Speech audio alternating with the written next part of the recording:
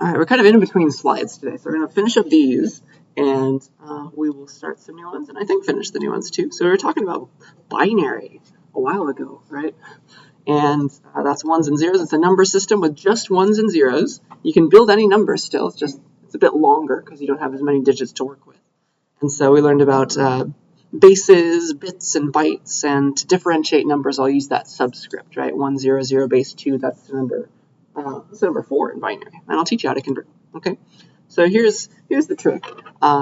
Let's say that I give you some weird looking binary number, and I want you to know like which one it is, right? I'll use that subscript for binary, base 2 for binary, and base 10 to mean this is a decimal number. But like, how do you know what number this is? It actually isn't 42. Which one is it then? So here's the trick. Here's the way to go from binary to back to decimal to like understand what number that really was. It has to do with this idea of breaking down a number. Let's remember how to break down a normal decimal number, the way we learned in like elementary school. So do you remember like learning this? Like 1,234 is our normal number still, is equal to 1 times, or like even before that, it's equal to 1,000, right? Plus 200, plus 30, plus 4. Each place, right? And then once you learned about powers, maybe in middle school, you're like, okay, you can break that down further. It's 1 times 10 cubed, plus 2 times 10 squared, plus 3 times 10 to the first, plus 4 times 10 to the 0. And do you see that we're working with decimal numbers? Do you see where a base appears? So that's going to generalize, and that's going to work for binary numbers too. Okay, so if I give you this number in binary, 10010, you can play that same exact game. You can be like, okay, you're going to start from the right usually. This is equal to 0, right? On the right, it's 0 times not 10 to the 0, but 2 to the 0. Still the ones place technically.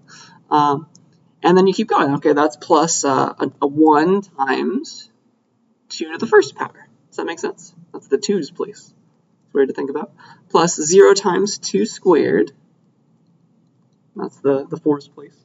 Plus 0 times 2 cubed. 0 times 2 cubed, and I've run out of room, of course.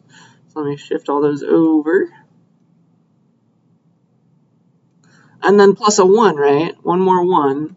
And what place is that in? It's 1 times 2 to the 4th, right? Because it's binary, we got 2 as our base. And whatever, like we got to do the math, and that's going to give us what number that really was. So this was 2 to the 4th plus 2 to the 1st. So that's 16 plus 2, so 18. That was the number. All right, so you can do that base expansion, just like we did for decimals, just a different base. Any questions about that process? That's how you're going to convert a binary number back to decimal. All right. So here, let me show that to you, and you try. You don't have to write it down anywhere, but like as a group, so say hello to the people next to you and give this a try. So here is 1111. It's the biggest 4-bit number. What in the world is it in decimal? See if you can use this process to figure it out. Right? Give that a try. I'll ask for a volunteer, a brave volunteer, in a couple minutes. Just like, what do you think it is?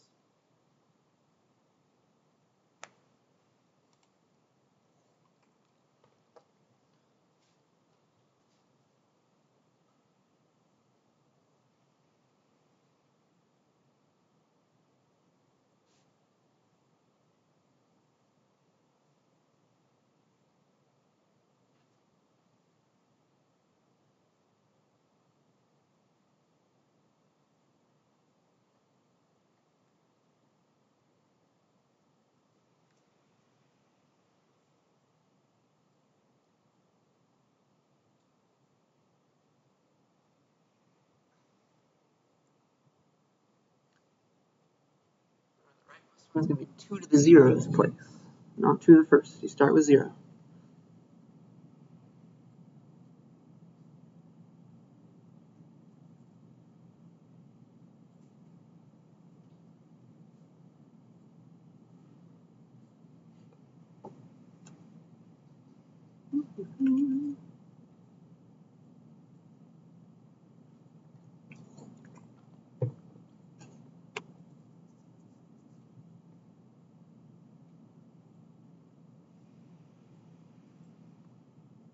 All right, I think that should have been enough time to do math.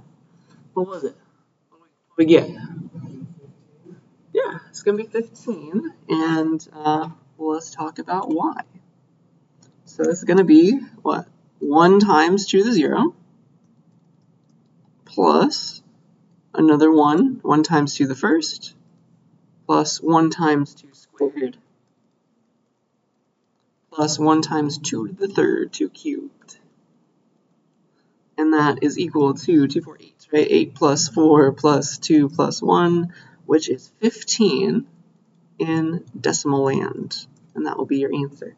Does that make sense? That's not the hard way. The reverse is the hard way. If I give you a decimal number, how do you convert it to binary? That's the harder direction. So that's the next way that I want to teach you. Okay, so this direction is more difficult if you want to go from decimal to whatever that number was in binary.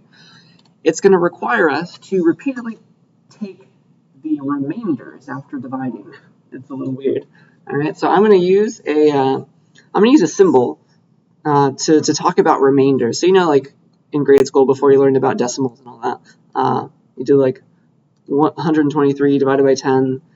The answer was, before you learned about 12.3 or whatever, or even fractions, it was 12 remainder 3, right? Remember learning that? It's like this is the quotient and this is the remainder, right? So that's the secret. And let me introduce a new symbol to mean do division and give me the remainder part, right?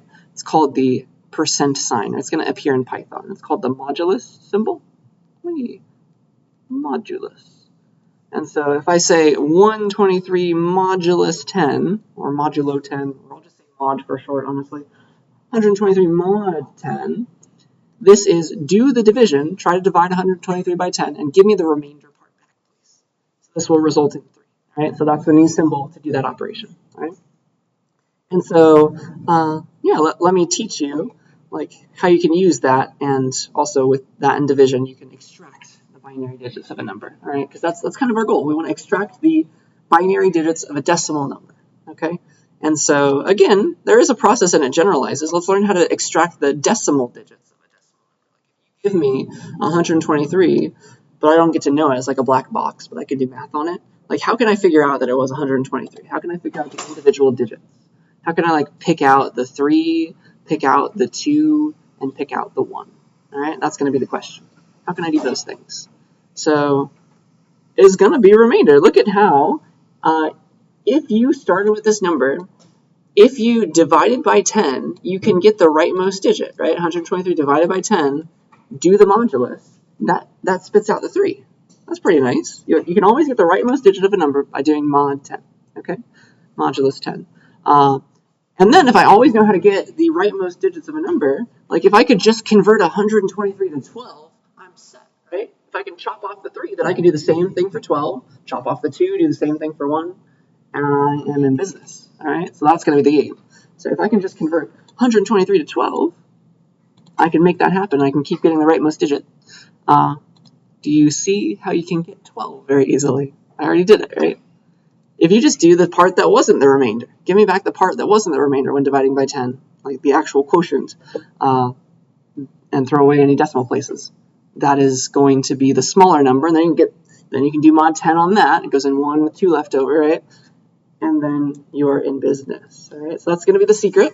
You can keep playing that game until you hit 0.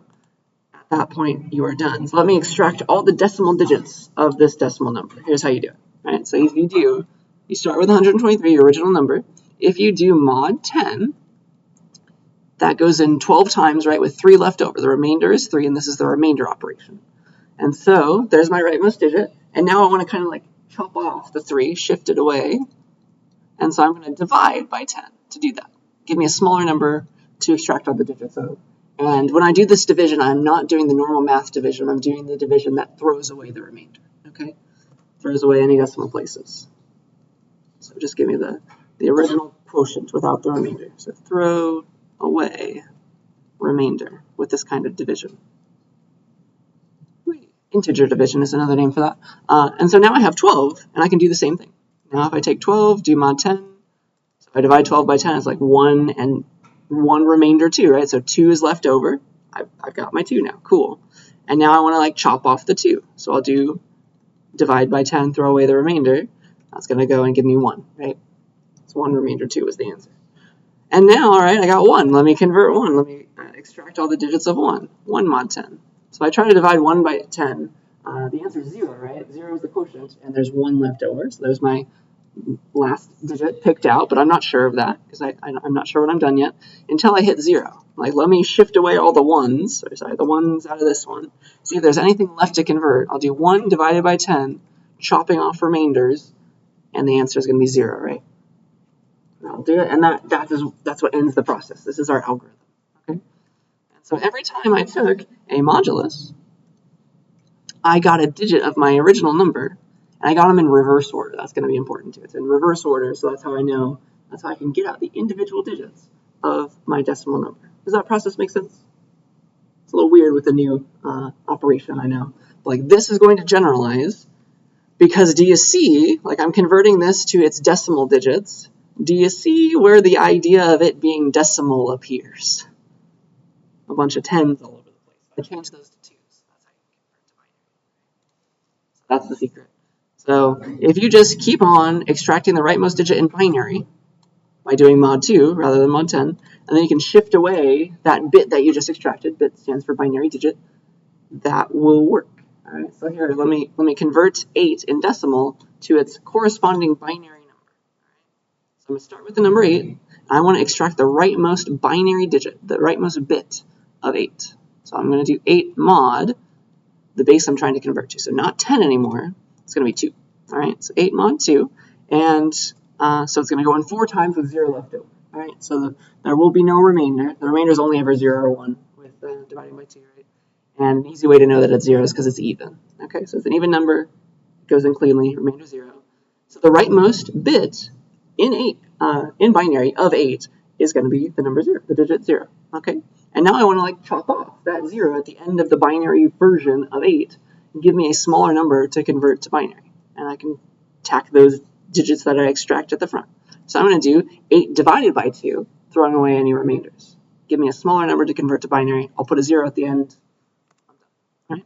So 8 divided by 2, that's 4, right? No remainders anyway. And now I have 4. If I can just convert 4 to binary, then I can put a 0 at the end of it, and that makes 8. Okay? That's going to be the secret. So now 4. Let's extract its rightmost bit in binary. So I'm going to do mod 2. Again, it's even, so it goes in cleanly. There is no remainder when I divide by 2. Okay? Does that make sense still? It's a different number, though. And now, okay, the rightmost bit in binary of 4 is 0. Let me shift away that 0 and chop it off and find a smaller binary number, or a smaller decimal number that I need to convert to binary. So 4 divided by 2. Throwing away remainders is 2. And now I just need to convert 2 to binary, tack a 0 and a 0 at the end of it, and I have 8. That's the secret, right? 2 mod 2 gives me 0 because it's even again.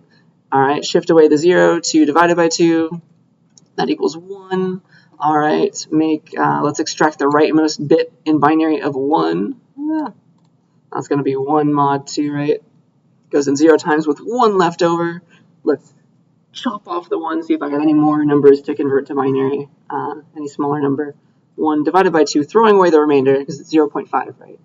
It's just 0 is our answer, because we throw that away. And so that is the answer.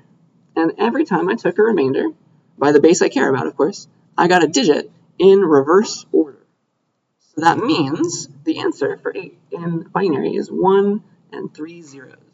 That is 8 in binary. And you can check that very quickly, can't you? The other way is easy. It's like, all right, 2 to the zeros, 2 to the zeros, 2 to the 1, 2 squared, 2 cubed. Boy, that's the only thing it's contributing. 2, 4, 8. Yeah, it's working.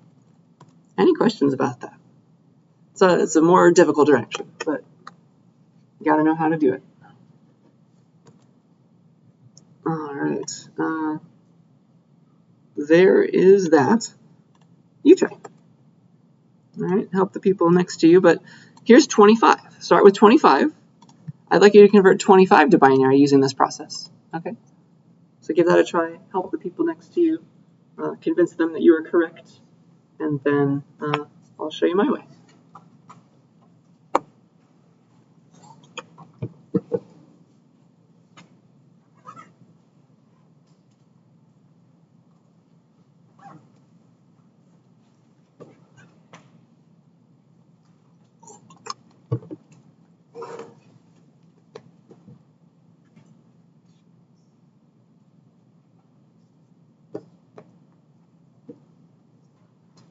finally, the first number is an odd number.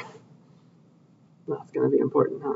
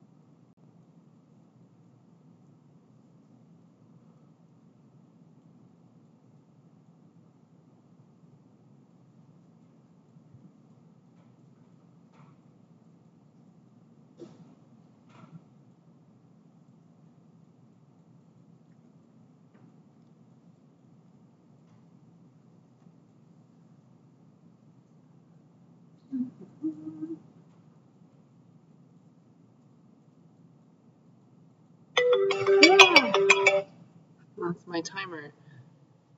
Let's see if you got what I'm about to get. Are there any questions though that came up as we tried it that I could answer, or that wouldn't be answered by me solving the problem? All right, so I'm going to play this game. I'm going to start with 25. So 25 is my original number. I want to convert it to binary, so I'm going to get the rightmost bit of that number in binary. All right, so I'm going to do 25 mod 2. It is an odd number, so I don't even need to think about it too much for modulus. It's just like, all right, there's going to be one left over because it's an odd number. Okay.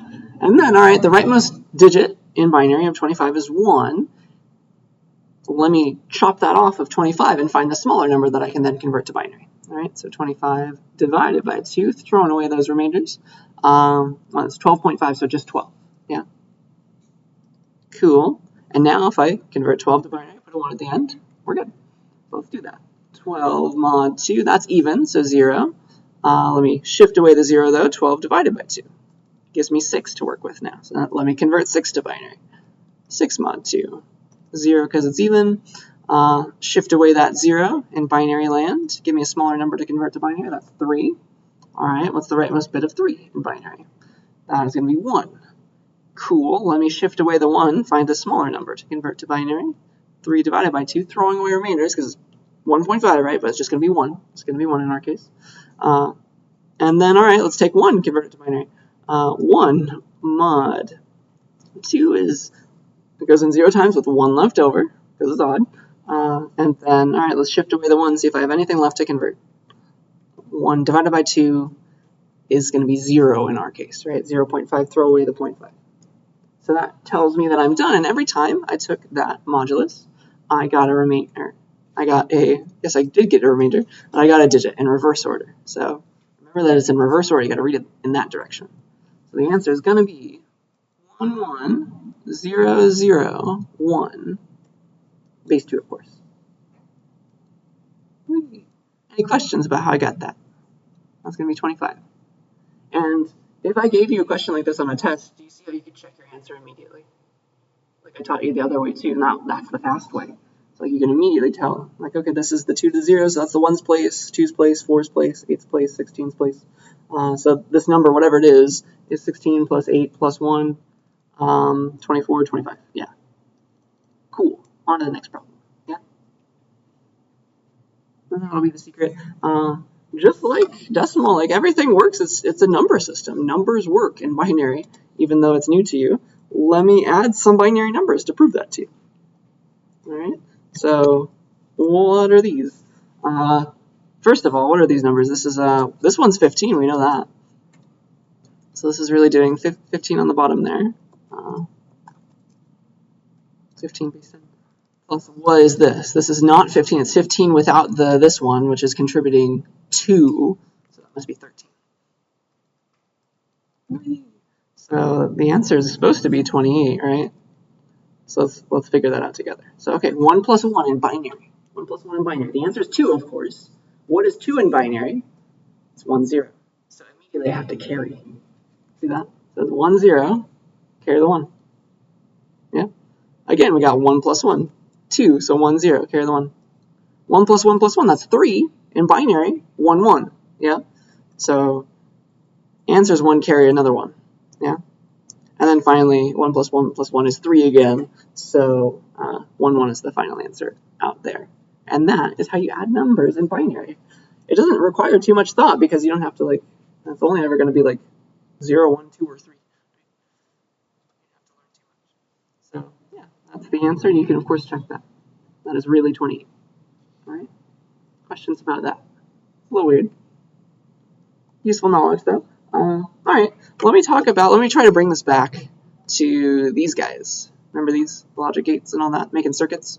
So let me teach you how to make a circuit that adds numbers, or at least the beginnings of a circuit that adds numbers, because that's what computers are doing all day long. They're using these logic gates to do binary arithmetic, more or less.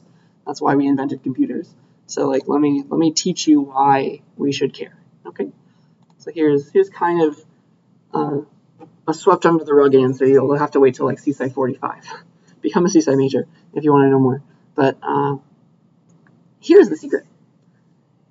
Remember that exclusive OR, that operation? It was giving back a 1 if the numbers were different. Like 1 exclusive OR with 1 is 0. 1 exclusive OR with 0 is 0. And then like the real exclusive OR symbol was this, right? 1 exclusive OR with 0 is 1, 0 exclusive OR with 1 is 1. Do you see, if I erase the circles, that's just doing 1-bit addition, exclusive OR. It's like, all right, it's a 0 is the answer, but you have to carry. And so exclusive OR is doing 1-bit addition. It's the same idea. So, all right, if I have 2 bits, two digits to work with, like if I just shove an exclusive OR gate there, I have their sum, and I know to carry if they're both 1s, right? If they're both 1s, I need to carry, so I'll just hook those into an AND gate. If they're both 1s, it'll be true, and I'll like send that as my carry signal to the next bits that need to be added. You can kind of see how you can chain them together and create addition from long binary numbers. You have to worry about a carry in as well as a carry out, so really it becomes this. You have to like add up to 3 digits, and so you have to like bring in a second exclusive OR gate. But the idea is the same, and I'm not going to test you on this circuit or anything, but isn't that cool? Like I've taught you all these things now. You know about all these logical symbols. They are secretly, like there's a way to do addition if you just chain them in the right way, all these circuits, and you can propagate a carry bit and add 32-bit numbers rather than the 4-bit numbers that we were doing. Okay. So yeah, if you want to know more, ask me later. But it's a cool idea. I hope you agree. Okay. Any questions about any of that before I switch to some new slides? All right. That was the wrong window. So let's talk about a slightly different idea. Let's talk about privacy and encryption. All right. So ethical dilemmas abound in this topic, right? Well, let's figure this out. So let's first talk about privacy. So we live in a time where so many things are connected, right? Where we have like very, very fast computers in our pockets these days, and there's a lot of information that somebody could get a hold of very easily compared to like just 30 or 40 years ago. So let's talk about that. What does that entail for us? All right. I guess as citizens of the U.S., we have some laws that have been around for a while that kind of protect us, right? The Fourth Amendment in the Constitution is supposed to prohibit unreasonable searches and seizures, at least in America. We have that. And so that means if somebody wants to get a hold of your data that's in your pocket or something, they need like a warrant, they need a probable cause, right, in theory. But like your activity on the internet that's going through like, I don't know which service provider you use at school, but like at home, maybe you're using like Comcast, Xfinity. It's like all your information is moving through their internet pipes. Like, who's to say somebody couldn't look at it, right? So the internet's a different kind of place. It's not in your house, technically. Do they need a warrant to search your internet history? Let's figure this out. So back in the day, something similar to this kind of idea was like phone lines existed for a while, right? You were talking to people along phone lines, and that was electricity still traveling just like the internet. And so back in the day, the Supreme Court originally, actually, when phones first came out, telephones were first invented, like they ruled that you didn't actually need a warrant to tap a phone, since your conversation was not tangible. That was in their results, whatever their proceedings. I forget what you say when the Supreme Court says something, but that was their original idea. Crazy how the times have changed, right? But nowadays we think that our conversation should be held private, and luckily the Supreme Court changed their minds in the 60s, or at least somebody passed a new law that overruled them.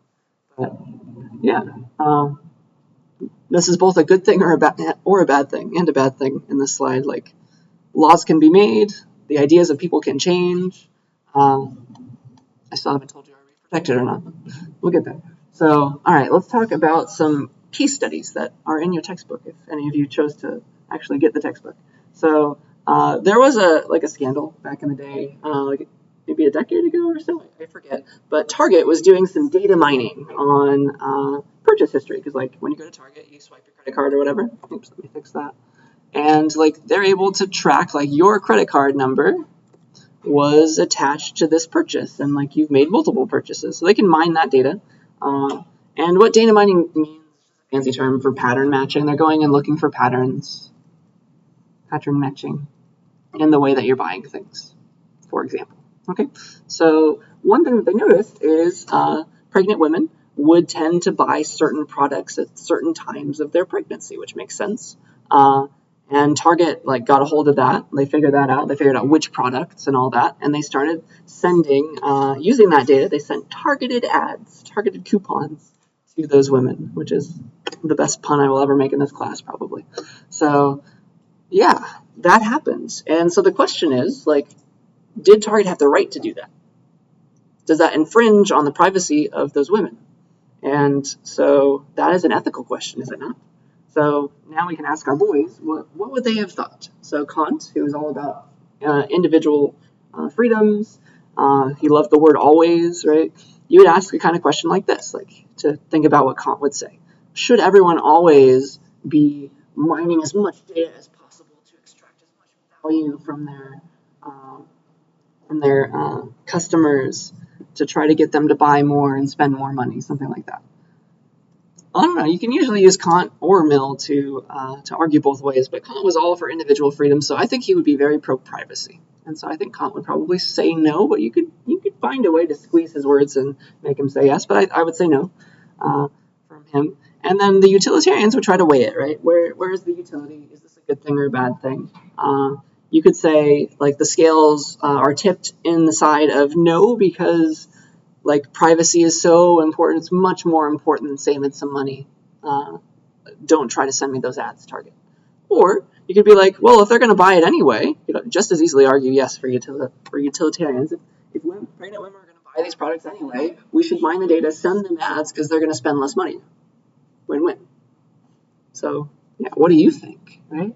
That's the question in this class. Is this okay? It's an ethical question. I want a storm brewing in your head now for the rest of the class. All right, let's talk about ad blocking, which is everybody has to switch away from Chrome now because they're disabling the good one, the good ad blocker. So everyone should use Firefox. So an ad blocker, right, is blocking ads on your websites that you go to. I encourage you to install one. It's useful. But technically, it is illegal to block ad blocker detectors, right? It's not illegal to block the ads themselves, but it's illegal to block ad blocker detectors on websites. Maybe you've seen that before. Like I like to use Duolingo and learn languages. Like on the sidebar, it's like, give us money. We know that you're using an ad blocker, because they're able to detect that, right? I'm sure you've seen other websites that have similar kinds of little blocks if you are employing an ad blocker in your web browser. But the reason why it's illegal to block the detectors, which is a weird idea, is that that's access control, and access control is a good thing to have, right? Websites should be able to control access to the things that they produce, because if you just think about it, like you go to a newspaper website, all of the things, all the articles on that website are copyrighted by the newspaper and the people who wrote the articles. So they have the right to control that kind of access to whoever they want, whoever's trying to ask for that web page. Even though it's a transaction between computers, you should still be allowed to control it, or so the courts say. All right. And so the question of the day, I guess, for this slide is now, all right, are ad blockers a good thing? Should this be okay to have ad blocking at all? Right now, it's okay. Right now, it is totally legal, totally fine to block ads on websites. But is it ethical to be blocking all the ads on the websites that we go to? That's an interesting question to think about, right? And so again, you can ask our boys, like, what would Kant say? What would Mill say? How would they think about the problem? Maybe that will help me figure out what I think about the problem. Okay. So what would Kant ask when he was, if you were confronted with the dilemma of should I use an ad blocker or not? He would be like, all right, should I always be like, if I don't use an ad blocker, should I always be looking at these ads and giving them fractions of my time? Should I always click on ads if they're offered to me? Like, is that okay? Should I always be buying the products that are put in front of my face? Like, that's what ads are supposed to do, right? And obviously, you'd run out of money if that ever happened. So it's a very easy no, right, from Kant. He's for individual freedoms. I don't think anybody should ever be like always told to look at the ads that are put in front of them. That's not kind of how that should work, right? So you should be allowed to not have to look at them. I think that would be what Kant says. And Mill would ask, like, what are the benefits? A utilitarian would be like, okay, give me a scale. I'll weigh these pros and cons, right? So, okay, what's a pro of using an ad blocker? The pro. I guess like you get more real content on your webpage. Like you don't have to like thumb through a ton of ads. More real content. Any other thoughts? What are some good pros of ad blockers? Any ideas?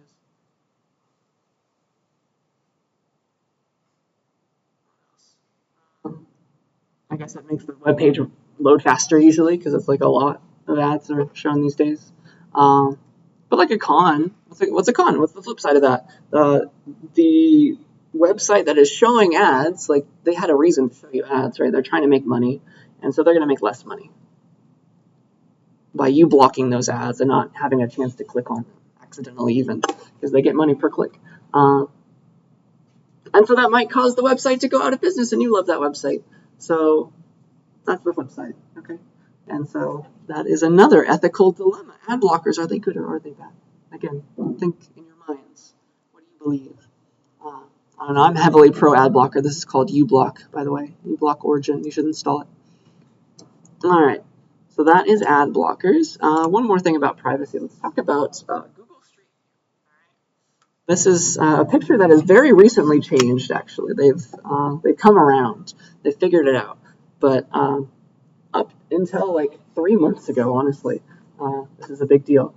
Google Street View in Germany was not really a thing. Maybe in the major cities, like the Street View was available, but in the rural areas all across, like we have in every other country, pretty much in Western Europe, Google Street View just wasn't there. It wasn't even allowed to be there in Germany. Okay, so not everybody, like we love Street View. Like I love to look at the Street View for like a place that I'm about to go to see like where's the parking going to be, which side of the street is going to be on, stuff like that. But the Germans are more considerate of their privacy. That's a cultural thing. Okay, so like Google Street View is all over North America, of course, and it's all over pretty much all of Europe except for Germany. They've changed their minds a little bit recently, like 3 months ago, like I said. But this is how it looked like up until then. All right, and it's still not the same as everywhere else. So yeah, just isn't that weird? Isn't that weird to think about? That's a different viewpoint. Maybe we don't hold that viewpoint. That's the whole point of this class. So as a culture, I guess if you're a German citizen, you are more interested in privacy rather than a picture of things, right? And Google has made it, if you don't like Street View, like they've made the ability to blur out your house on Google Street View, even in the US. So consider that if you're interested in your privacy. But yeah, the Germans went as far as to say, like, don't even drive the car on the street. Interesting. Okay, so it's another ethical dilemma. Is this a good idea or not? Should we be just like photographing everything and putting it on the internet for all to see? Crazy. They try to blur out your faces too, right, and all that stuff. Faces and license plates, but sometimes things get past them. All right, so that's a privacy issue, and I hope that you're starting to think a little bit more about your own privacy now. That's the goal. All right. Let us talk now about encryption, which is a way of protecting privacy in a sense. All right, encryption, fancy word, right? It means the process of encoding information, and so like think jumbling, turning like your text that you want to send to somebody into complete garbage to whoever's like looking in on that text being sent across the internet. Only at the other end can it be decoded. All right, so that's the goal of encryption. Only the people your message is intended for should be able to decode that message. Right, message is the technical term. Be able to decode it. And message is very vague. It could be a video that you're sending. It doesn't matter. It doesn't have to be just a text. So that's what encryption is, and it's used all over the place. It's used for security purposes, of course, and it's used for sending anything somewhat like confidential across the internet, which you do a lot when you're buying stuff, right? That's important. So yeah, just the idea of encryption is making sure that like when you like type in your credit card number on Amazon, even though like that number is being sent as that exact number, is being sent as plain text, technically, eventually, through Amazon, Amazon's internet, or to Amazon through Comcast's internet, I guess is what I want to say. Even though that's true, because it will be encrypted, it looks like garbage to everybody other than you and Amazon. That's the idea. Okay, that is the goal of encryption. And let me teach you a very simple version of encryption, which is not a good one anymore, but like back in the Roman times, it was used on the battlefield, I guess. So it's called the Caesar cipher, and another name for it is ROT 13. And that ROT, for some reason, it's not an acronym or anything. It just stands for rotate. It's a very easy encryption scheme. It stands for rotate by 13. All right, and so we have 26 letters of our alphabet, and so 26 over 2 is 13, and that makes this work out very well. So the idea of a ROT 13 encryption is you take your string of text that you want to send to somebody, and you shove it through this. You just advance each character 13 in the alphabet. Okay, so like A becomes N, and because like the alphabet is finite, after Z you add 1 to Z, it like comes back to A, so it wraps back around. It's like N 13 later like goes right back to A, which is nice. It is its own inverse. That's the word for it. Yeah, so like N plus 13 takes you right back to A, but the person who you're sending your message to, they're going to see you're not going to send them hello, you're going to send them All right, and they're meant to do the encryption again to undo it, to decode it back to hello. Okay, does that make sense? So that's a simple form of encryption. Obviously, it is not safe at all. Everybody knows about it these days, and it's easy to attack it by like figuring out like which letters would have had to be vowels, because those are the most popular ones, right? So you can do those kinds of attacks on this simple encryption, but this is kind of where it started, and we've made fancier and fancier versions. Questions, ideas about this before I teach you the complicated one? All right. So kind of the backbone of the internet is based on an encryption scheme called RSA. All right. RSA is it stands for the initials of the last names of the 3 people who came up with it back in the 70s. And there are 2 parts to RSA encryption. All right. I'm not going to test you too hard on this, but like the idea of RSA encryption is you want to send something to somebody, and you are going to encrypt it with a key. That's going to be the metaphor. There's a key that you're going to use to encrypt your message, and then that's going to jumble it, and you'll send the jumbled thing to somebody. Okay. Whee. And so here's the way that RSA works. There's 2 keys actually. There's one that you give out. There's a publicly available key that people can use to encrypt things that are meant for you, and anybody can send you a message using this public key that you're sharing with all the world, right? So that you can share with people. They can use that to jumble up the message that they send you. But then there's a second key, right? There's something called a private key, and that's the one that's going to unlock the public key encrypted version. All right, that's the idea. So that's going to let you decrypt the stuff that was sent back to you. So here's the idea. Here's you. Here's you. Here's like the sender of some secret important message. They want to send you something. And so ahead of time, like you can just post on the internet publicly, you send them your public key. All right? That's how RSA is going to work. You're going to send them your public key. Like, here you go. It's just a binary number. That's what everything is. And then you have you keep a private key safe just for you. You never share that with anybody. All right? Private key. It's another fancy number. All right? So that you keep on your own. And then the sender is like, okay, I see your public key. I'm going to send you this message. And before I send it, I'm going to encrypt it with your public key, which is going to jumble everything up. All right? And because of the fancy math, you are able to use your private key on that encrypted message and get back to the original version. That's how it's going to work. All right? So that is RSA in a nutshell. The reason it works is it has to do with math. It has to do with factoring numbers. Like you generate some really large prime numbers, and that enables this, because it's really hard to factor numbers into prime factorizations. Right? I'm sure you've tried that in math, and it takes a while. For larger numbers, it takes even longer, right? Or so we think. So that's RSA. Let me teach you. Let me just show it to you very quickly. So here's the secret. It's actually going to use that modulus operation. It's going to use remainders. Like that's a very popular thing in number theory these days. It's very popular with encryption. So let's say we want to send a message to somebody. All right, we want to send a message to somebody, and our message, as everything that's being sent across the network, our message is going to be a number. All right, so let's say that our message M that we want to send to somebody, like we want to send them the number 42. You can imagine that like a very long string of text, like an actual document that you want to send to somebody, can just be translated into a very large number, right? Because you can turn everything into ones and zeros. So this is not far from the truth. And then a public key is actually two numbers. It's two numbers. It's called N and E that mean things. So that's what you share with everybody. You share with them those two numbers, N and E, and they're going to use that to sign the message that they want to send to you and jumble it up. And then you keep your private key secret. It's called the variable that we're going to use for the private key is called D. And like all of these numbers, N, E, and D, they're generated from two giant prime numbers usually. I made some small ones as an example though. So here are example values of N, D, and E that respect the idea of RSA. All right. And the secret is, the reason this all works and that it's hard to like crack is that D and E plus modulus in a certain way, they're inverses. They're modular multiplicative inverses. So here's like this. Take a message and you encrypt it using the public key, so like E to the power of E, and then you decrypt it, like the other person gets this number, right, because it was encrypted, and then you decrypt it, you take that, whatever that big number was, to the power of D, it kind of cancels it all out.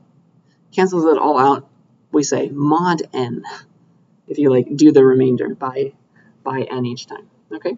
So, all right, that means, because we're going to be doing mod 3233, I guess, you can send any message to people between 0 and N minus 1, but you should never send 0 or 1, because you can imagine, like, you don't really do much when you're taking 0 to any power or 1 to any power. Yeah, so that's important.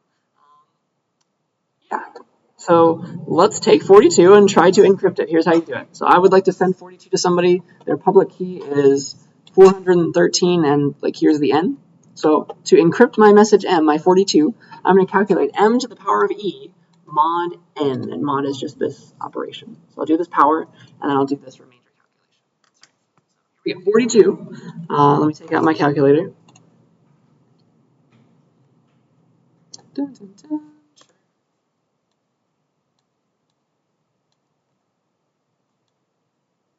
Go. I'm going to calculate 42 to the power of, it's star in this language, to the power of 413. And it's this giant number, right? But I'm going to shrink it back down with the modulus. We'll calculate that. Modulus 3233. And that is apparently 3065. Did I do that right? 42 to the 4. Oh, sorry, that's D. E is supposed to be 17, excuse me. to the 17, which is still a big number, right? Still a big number, mod 3233. So, all right, 2557, that's my jumbled thing. C stands for ciphertext. It's the encoded thing. So 2557 is the jumbled number that I'm going to send across the network. Nobody can crack it unless they can factor some numbers.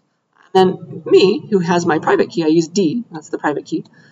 I'll calculate this thing that I got sent to the power of D on N. So 2557 to the power of 413, which is a giant number. But if you shrink it back down on 3233, you get the 42 back. That's magic, right? It is mathematics, the beauty of mathematics, and that is the backbone of the internet, right? So like you go to the class website, for example, a little lock here, connection secure. Why is it secure? View the certificate. Scroll down. Oh darn, okay, mine is different. I use a fancier one, elliptic curves, but Canvas. Oops. Canvas, for example. Their lock. Why is their connection secure? Show me the certificate. Algorithm used RSA. That's why. Isn't that fun? It's like your password being sent to Canvas. All right. Have we all done attendance, by the way? I want to stop that eventually. So, okay. That is RSA in a nutshell. That's as much as I want you to know about it. If you want to know more, I can help you figure out why. But the question that I want to get at now is like, okay, encryption enables privacy. How much privacy should we have? Is it ethical to use encryption to send messages to people? Because that implies that if you use the right kind of encryption, they will never be able to crack it. Is that a good thing? Right? So let's have a little debate. So here's my question for you. I would like you to get into groups with the people sitting next to you, and I'll stop attendance after we do this, by the way. So please elect a leader, go to the written ice page, get in groups, and here is your debate, all right? I'd like you to answer this question. Is it ethical to use encryption to send messages to people? Like, think about the good reasons why, think about the bad reasons why you shouldn't be able to do that. But I'll split you up into groups. So just like before, if you just click the submit button, your leader clicks the submit button with a blank post, it'll give you a group number, all right? And based on that group number, here's what I want you to think, all right? So if you are an even group number, I would like you to be for encryption. You think it's a good thing, all right? If you have an odd numbered group, I'd like you guys to be against encryption and think that it's a horrible thing. We should not have it, all right? And I'd like you to write at least 2 arguments in support of whichever stance I've given you. Okay, does that make sense? So like, if you're an odd number, you got to give me 2 reasons why it's not a good idea to use encryption to send messages. Here's why it could go wrong, and we shouldn't have it. It should not be possible. It should not be allowed. Okay? Make sense? So yeah, please find people next to you, get into little groups, and I'd like to hear your thoughts, please.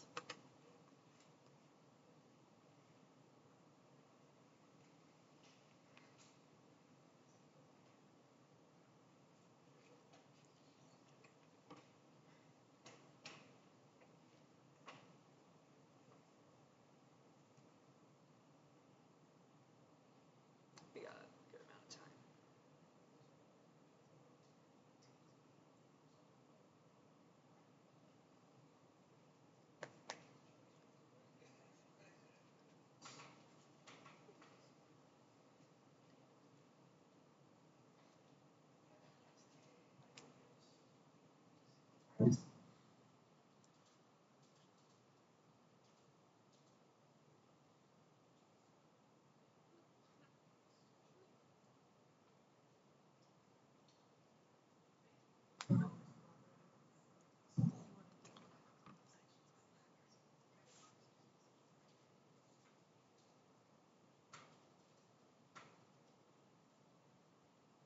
Yeah, I want to watch that.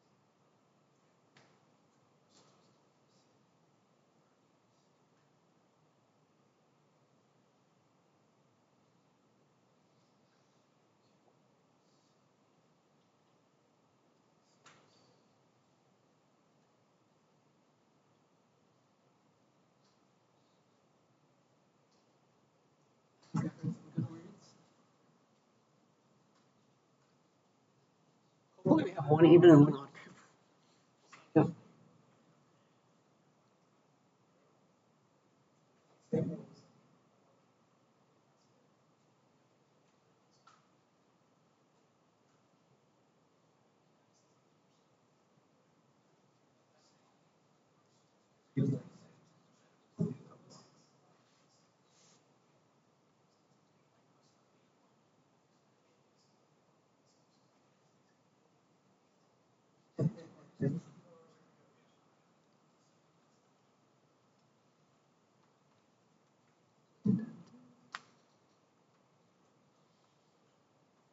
If you're having trouble, think about the other side and try to bash them down. Like, why would somebody ever want to encrypt something?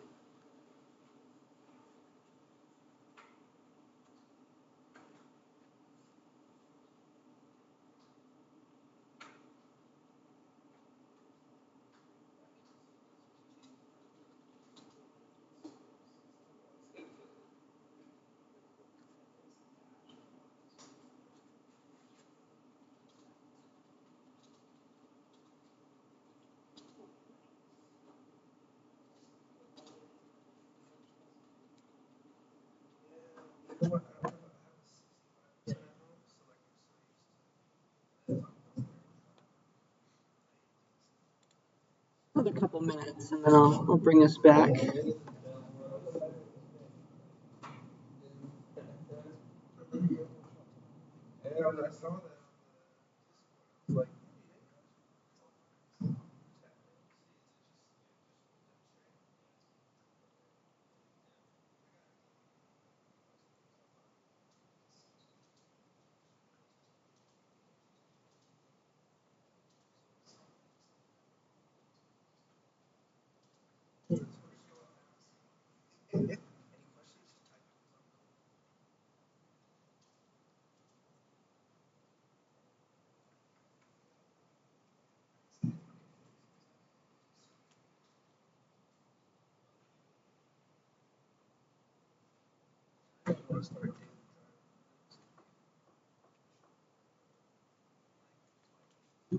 All right, a couple more seconds. Please press that submit button.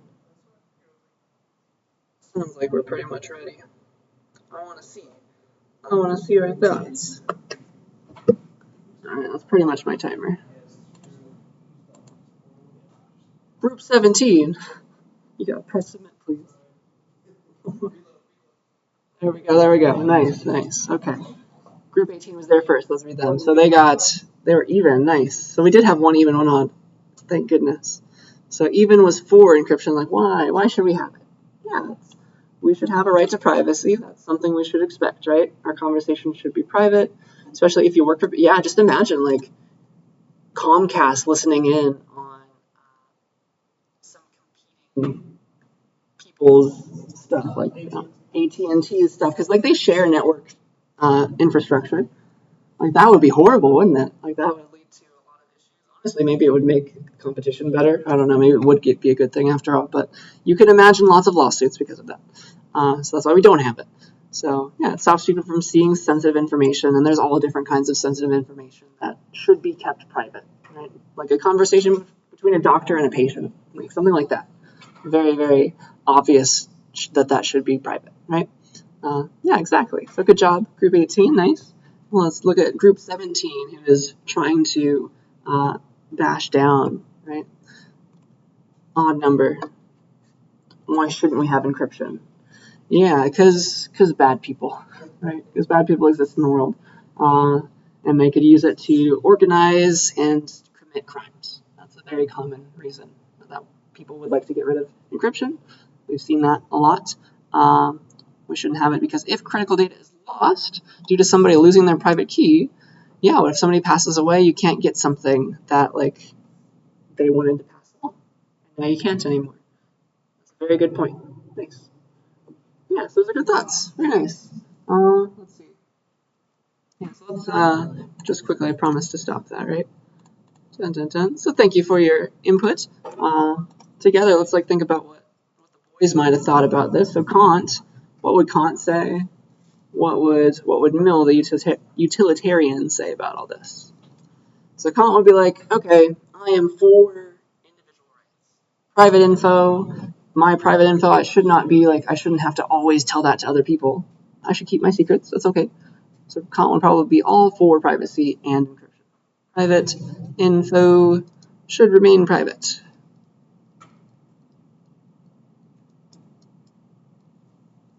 Remain private. And then the utilitarian would be like, all right, what are the pros and cons? So a pro to having encryption would be privacy. We like privacy. Pro.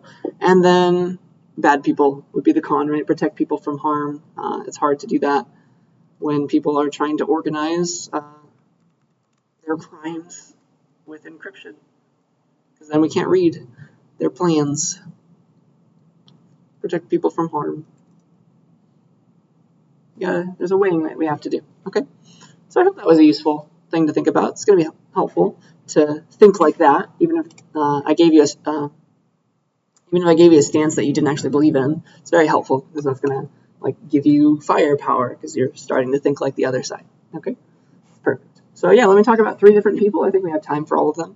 Or 3 different events, 2 involving people that have to do with privacy and security and stuff like that. Okay, so first person, Chelsea Manning. Back in 2010, she was working with WikiLeaks. We've heard that word before. Very infamous website. She gave WikiLeaks about almost 1 million classified documents, or if they weren't classified, they were sensitive. They were military documents and also diplomatic documents, so things that people would not really want to have out in the open. Okay, the reason she did it, I think, it had to do with the war in Iraq. I believe there were some things that were not being said about civilian casualties and stuff like that. There was information that was not being given to the public that maybe should have been given to the public, and that's what she believed. Stuff like that. So go look at her Wikipedia page if you're interested. But she leaked almost 1 million documents, and if you can imagine, that was not possible during World War II or any kind of thing like that. This is due to us being in the digital age, right? You cannot make this kind of leak. It's not even possible, right? Not even possible 50 years ago, but now it is. Crazy, all right? And so she was sentenced to prison because of this. There are laws protecting people giving out classified documents, obviously. But she felt that she felt so strongly that she wanted to be a whistleblower, right? And so that is what happened. But she's out of prison now. Her sentence was commuted by President Obama. And so the question that we can talk about is now, does the value of wanting to be a whistleblower inform the public of some issues with the government, that should be maybe talked about? Does that value, of doing that, does it outweigh the value of confidentiality? Because people's names were released, kind of. Okay, so there's 2 sides to that coin, and this is kind of a utilitarian slide, right? So what are the 2 sides of doing this, of being a whistleblower in this situation? On the one side, having confidentiality, right? That's protecting people. Confidentiality protects people. WikiLeaks did a bad job, from what I remember. They didn't censor out names and stuff. So that was not good. But then also on the flip side, though, if you leak this kind of thing and you show that there was an issue fundamentally with the government or with the military, then that's giving the people who didn't have access to it before, more information, more info, and firepower for voters to actually have a say in what the military is doing, and activists who are trying to make the world a better place. Activists. So there's 2 sides to that. Very interesting story. If you have not heard of it, please look her up. Okay, so that is a controversial topic. There's other controversial topics. There's also the Panama Papers, if we heard of that. That was another giant leak. I think it was an anonymous leak. It was a hacker. They took a bunch of documents from a law firm in Panama, apparently, and that was a place where people were stashing stuff because Panama had lax laws and things. And the documents, they showed how a bunch of people at the firm were helping a bunch of foreign people make little fake companies to invest a bunch of money, and and help themselves get rich and all that. So a lot of people thought that that money was corrupt because like they weren't investing that money in their own countries. They were trying to like launder it in a sense, maybe. So yeah, a lot of shady practices going on with this leak. Some of the people involved in the leak, they were actually following the law, but we still think that it's shady to go and want to like make a fake corporation in Panama for the purposes of making extra money. So that's another interesting idea. Okay, so like a lot of countries, all these red countries, had politicians or public officials like doing this, which is a little unnerving, I would say. So yeah, again, it's a giant leak. It's a giant leak that would just never have been possible before. Okay, so there's that.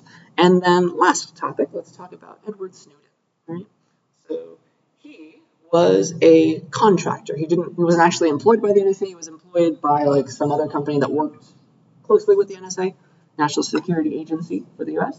And he was also a whistleblower. What he did was he leaked a bunch of documents that were confidential back in 2013. They were heavily classified. So classified, that's a word that I should have said somewhere. Classified, okay. And they were showing how the NSA was doing something they were not allowed to do. The NSA was spying on U.S. citizens, which they were not allowed to do. It was against the law what they were doing.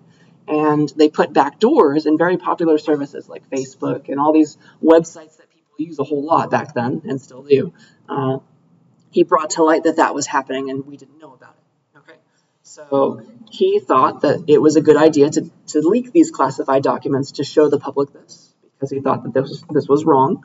And yeah, they really were breaking the law, by the way. The NSA, they're capturing a bunch of information. There were no laws in place for them to have that ability, but they did it anyway. Okay, so yeah, when you leak something that's classified, it is against the law technically, and so he was indicted for espionage. He had to flee the country. I think he's currently living in Russia still, right? He's living in Russia with his wife because the second he goes into a Western-friendly country, he will be arrested. Still, even though a lot of people agree that what he did, we should know that knowledge. Okay, so that is Snowden. All right, have we heard about him? Heard that name? Please go look him up. I'm going to force you to now, actually. So the last thing that I want to do before we go, are there any questions, by the way, about any of this before I switch to your next essay? Because it'll be on him. All right. I remember when that happened. Yeah. It was huge. Is he? Yeah, I know he has to play nicely with the Russians, even though like he disagrees with a lot of their viewpoints, because they're keeping him there, and he wants to make sure that like they will keep him there because he wants to be safe, and so he's kind of forced to work with the Russians right now, which is crazy to think about. I don't want that life for sure. So yeah, here's an essay about him. This will be due week 6. All right. So I want you to look him up, learn more about him. It'll be a quick little essay, 500 words only.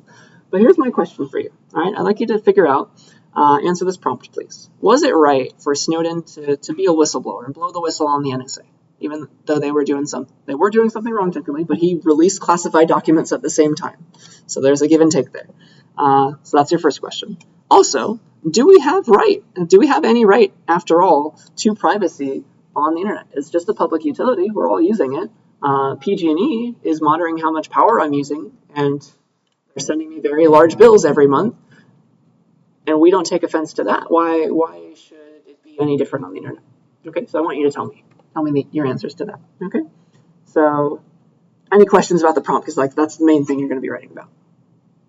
All right, so yeah, take 500 words to talk about that, and here are some extra requirements. So no matter which stance you take, you can be on the fence, that's fine, but what I want you to do for sure, regardless of the way you answer these questions, I want you to mention both sides of the argument, just like I'm kind of forcing you to do in class. I want you to talk about, all right, here's why, people who agree with Snowden, they think this, here's why. People who disagree with Snowden, here are their reasons, and I am in this camp or this camp, and here's why I don't like the other side, something like that. Okay, so that kind of makes sense. I want to hear both sides. I want you to bash down the side that you don't believe in, all right? You are not required to talk about Kantianism or utilitarianism, but it might be useful to you as firepower. one new thing is I want to talk about. I would like you to finally cite a source, all right? I would like you to cite at least one source in your essay. So can't be Wikipedia, we'll talk about that. But some nice article somewhere, go cite it. And I want to make sure we all know how to cite sources. It's weird that I have to say this, but we've all hopefully taken an English class, right? To cite a source, you are going to either quote or paraphrase something in the document, in your text, right? That's what it means to cite a source. And you're going to put like some sort of citation, MLA, APA, whatever, some parentheses usually, and you're going to cite something that you have in a works cited page at the end of your essay. Does that make sense to all of us? Because if you just turn in a works cited page and you don't actually talk about that work in your essay, I will give you a 0. Okay, I have to do that. All right, I'm going to force you to fix it. All right, so just make sure you actually cite your source. That's what it means to cite a source. All right. The only website you're not allowed to cite is Wikipedia, just like every other English professor says. The trick is, right, you go to the Wikipedia article, you look at the articles that are being cited by Wikipedia, and you go read that, and that's what you put in your essay. Okay. So yeah, I don't care about your formatting. It doesn't matter. As long as I can read it and understand your citations. There's like you can just be like brackets 1, and then you put work number 1 on your works cited page. Doesn't matter to me. But yeah, as long as I can understand it, I'm happy. And I think that is all that I wanted to say. So yeah, essay about this prompt, 500 words, 1 works cited. Any questions? All right, that's all that I've got for us for the day then.